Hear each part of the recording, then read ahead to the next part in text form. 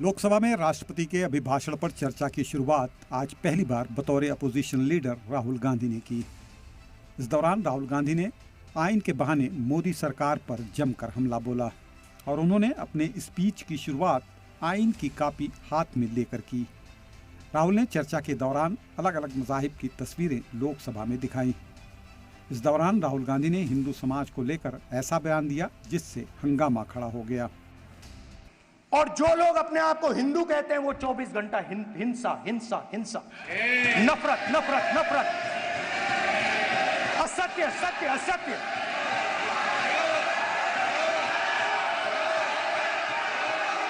आप हिंदू हो ही नहीं।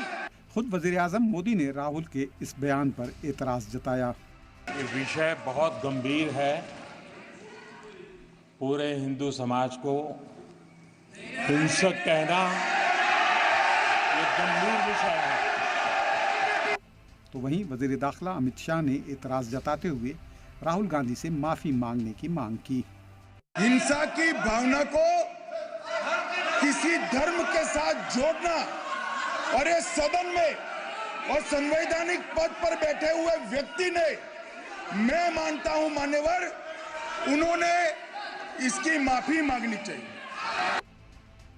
चर्चा के दौरान राहुल गांधी ने अग्निवीर का मुद्दा भी लोकसभा में उठाया और सरकार को घेरते हुए चंडीगढ़ की वारदात का हवाला दिया।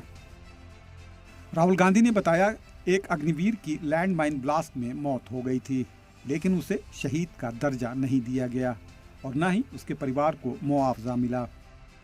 अग्निवीर शहीद हुआ, लैंडमाइन ब्लास्ट में शहीद हुआ। मैं उसे शहीद कह रहा हूं, मगर हिंदुस्तान की सरकार उसे शहीद नहीं कहती। नरेंद्र मोदी उसे शहीद नहीं कहते हैं। नरेंद्र मोदी उसे अग्निवीर कहते हैं। उस घर को पेंशन नहीं मिलेगी। अग्निवीर को लेकर दिए बयान पर डिफेंस मिनिस्टर राजनाथ सिंह ने सख्त इतराज जताया और राहुल गांधी पर सदन को गुमराह करने का इल्जाम लगाया। अध्यक्ष महोदय, मैं नेता प्रतिपक्ष से अनुरोध करना चाहूंगा, गलत बयानी करके सदन को गुमराह करने की कोशिश। गलत नहीं है सर, गलत नहीं है सर। देना चाहता हूं कि गलत नहीं है सर। दौरान अथवा सीमाओं की सुरक्षा के दौरान यदि हमारा कोई अग्निवीर का जवान शहीद होता है तो उसके 1 करोड़ रुपए की धनराशि सहायता के रूप में उसके परिवार को मुहैया कराई जाती है। इस दौरान राहुल गांधी ने अयोध्या का भी मुद्दा उठाया। अयोध्या में बीजेपी की हार को लेकर तंज कसा, जिस पर पीएम मोदी ने उन्हें जवाब दिया।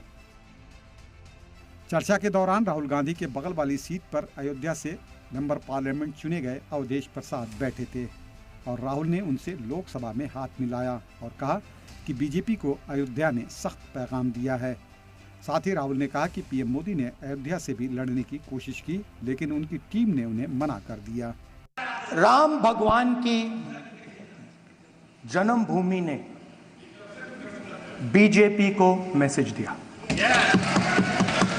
और ये आपके सामने मैसेज बैठे हुए हैं। जिसके बाद वजीर आजम ने आइन का हवाला देते हुए राहुल गांधी को जवाब दिया। लोकतंत्र ने और संविधान ने मुझे सिखाया है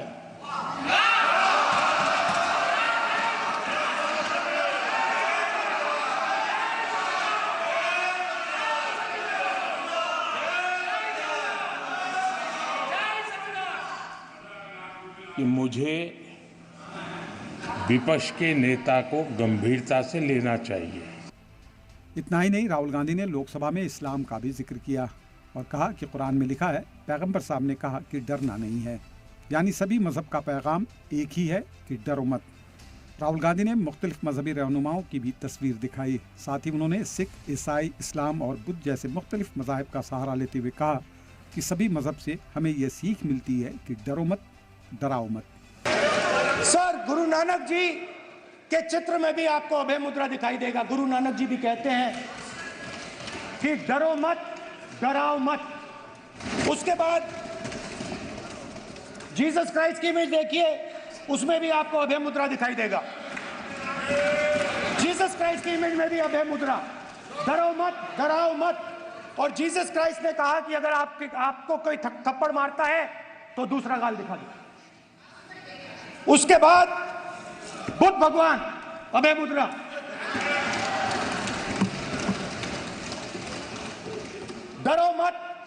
डराओ मत, अहिंसा।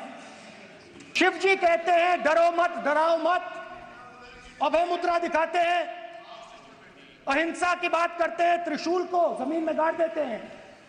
और जो लोग अपने आप को हिंदू कहते हैं वो 24 घंटा हिंसा हिंसा हिंसा, नफरत नफरत नफरत, असत्य सत्य असत्य।